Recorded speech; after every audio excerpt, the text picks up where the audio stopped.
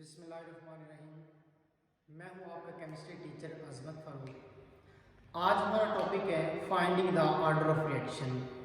आज हम different method पढ़ेंगे जिनके ज़रिए हम रिएक्शन का ऑर्डर फाइंड कर सकते हैं कि रिएक्शन जो है वो कौन से ऑर्डर का है, फर्स्ट ऑर्डर है, सेकंड ऑर्डर है, थर्ड ऑर्डर है या फिर ज़ीरो ऑर्डर रिएक्शन है।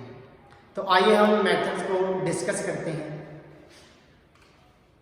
सबसे पहले हमारे पास ऑर्डर को फाइंड करने के नंबर्स ऑफ मेथड्स हैं, चंद एक हमारे सामने हैं। उनमें जो एक है hit and trial method, second पे ग्राफिकल मेथड, थर्ड पे differential method, half life method, method of large access. ये 4-5 मेथड हैं, इनके जरिए हम रिएक्शन का ऑर्डर फाइंड कर सकते हैं। तो इनमें जो हमारे सिलेबस के अंदर मौजूद हैं वो 2 मेथड हैं। कौन कौन से हैं? एक है हमारे पास हाफ लाइफ मेथड और दूसरे नंबर पे हमारे पास मेथड ऑफ लार्ज एक्सेस। तो आइए पहले हम डिस्कस कर लेते हैं हाफ लाइफ मेथड को। According to half life method we know that half life is proportional to initial concentration of reactant rise to the power 1 less than the order of reaction। तो half life के मुताबिक जो initial concentration है उसकी 1 power less than हो order of reaction से।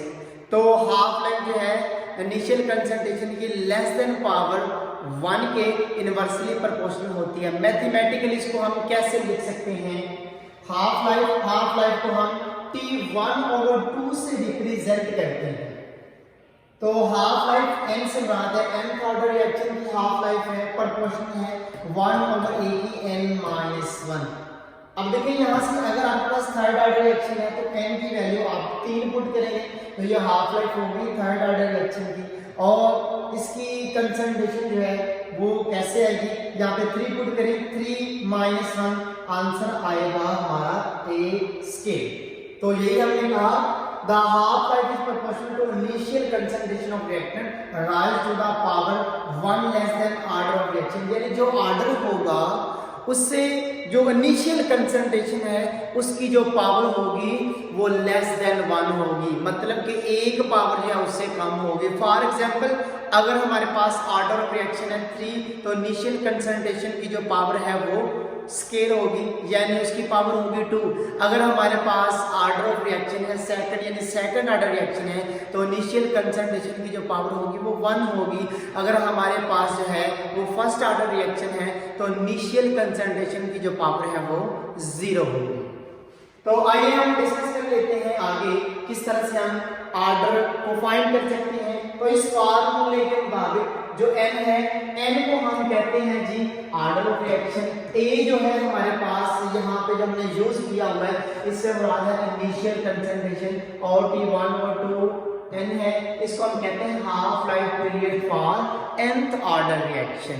तो हम कंसीडर कर लेते हैं एक रिएक्शन जो है वो प्रोसीड हो रहा है, वो वकूफ पज़ीर हो रहा है, तो इसकी हम ना 2 इनिशियल डिफरेंट कंसंट्रेशन ले लेते हैं। हम लेट कर लेते हैं let's A1 is first initial concentration and इसको हम लिख सकते हैं first initial concentration and A2 को हम कह सकते हैं second initial concentration,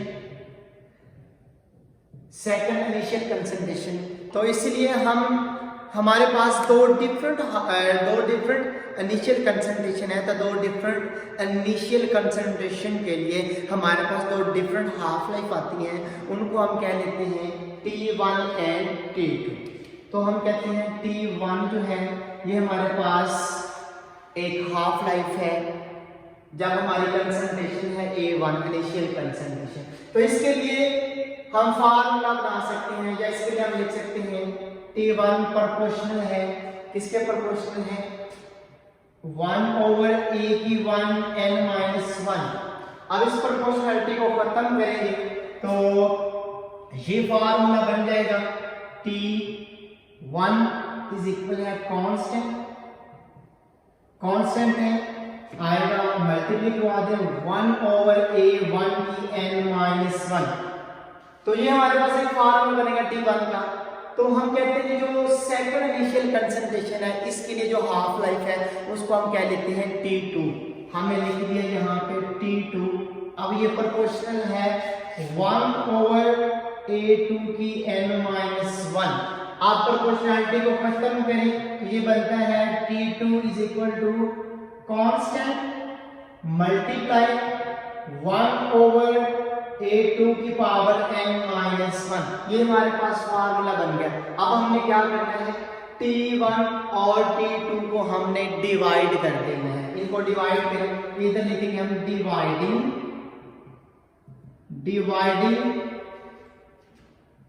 T1 bye T2, या इस तरह से कर लें, या हम इसको इक्वेशन का नाम दे सकते हैं, equation number 1 and equation number 2। तो इसको डिवाइड करें तो ये बनता है T1 divided by T2 is equal to, ऊपर ये जो है इसके लिए हम लिखेंगे कांस्टेंट मल्टीप्लाई। अब ये है जी, इसको हम लिखते हैं 1/a1 की n-1 डिवाइड हमने कर दिया है क्योंकि ये डिवाइड, इधर हम लिखेंगे कांस्टेंट मल्टीप्लाई 1/a2 की n-1। अब ये कांस्टेंट जो है ये आपस में कैंसिल आउट हो जाएंगे।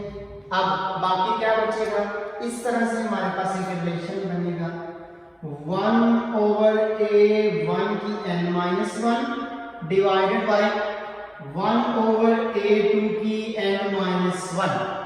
अब इसको अरेंज कर लें, ये हमारे पास बनेगा T1 divided by T2 is equal है, ये बटे का बटा है, ये ऊपर चलेगा और ऊपर वाला जो ये नीचे आ जाएगा, ये बन जाएगा a2 की n-1 डिवाइडेड बाय a1 की n-1।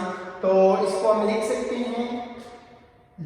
हैं जी, क्योंकि पावर इनकी सेम है, n-1 है, हम लिख सकते हैं a2 डिवाइडेड बाय a1, इसकी पावर है n-1।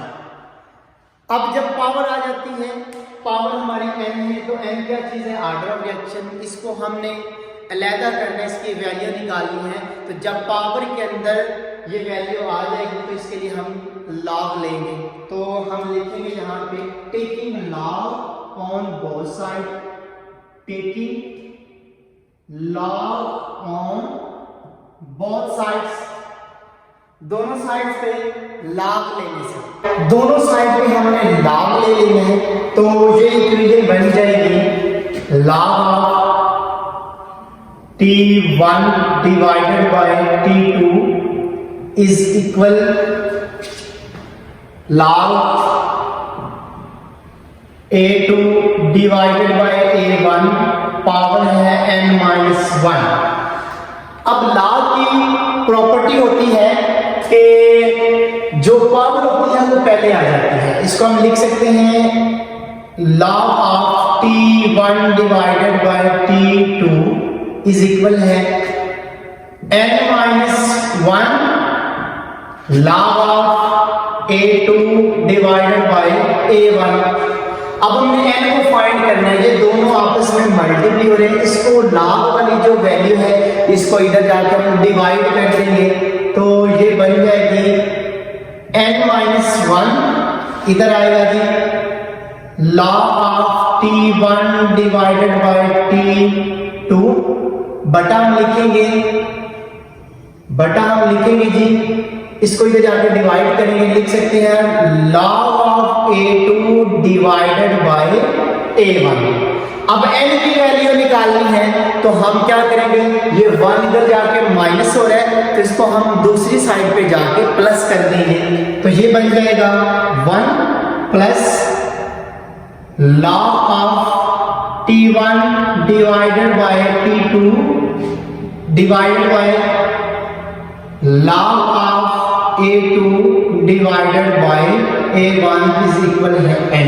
तो ये हमारे पास एक फार्मूला बनेगा, इसको अरेंज करके इस तरह से लिख सकते हैं n इज इक्वल है 1 plus log of T1 divided by T2 divided by log of A2 divided by A1। तो ये हमारे पास एक फाइनल रिलेशन आया है ऑर्डर ऑफ रिएक्शन के लिए। तो इस फॉर्मूले से हम किसी भी रिएक्शन का ऑर्डर जो है वो फाइंड कर सकते हैं।